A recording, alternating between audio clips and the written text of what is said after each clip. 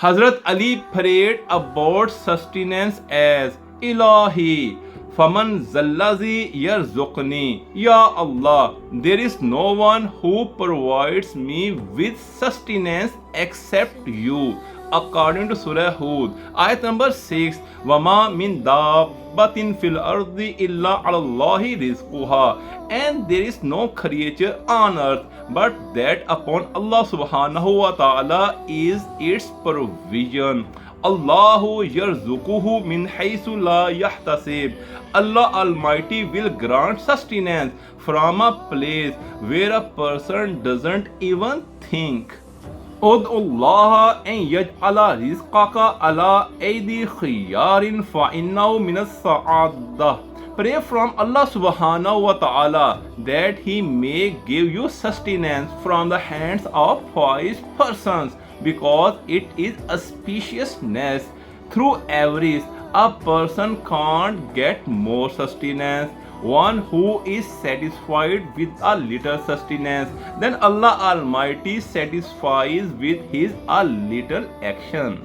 Rasulullah sallallahu alaihi wasallam said, "Li'an yakhuza ahadukum hiblahu fayatatiba ala zahrihi khairul lahu." It is better for a person to collect fuel with string on his back min an yatiya rajulan fayas'alahu atahu aw mana'ahu. Instead he goes to a person and asks help. Now it depends upon the other person to give him or not. He ordered a person to bring eggs and then said to him, cut and sell.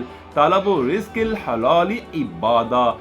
Earning halal sustenance is ibadat.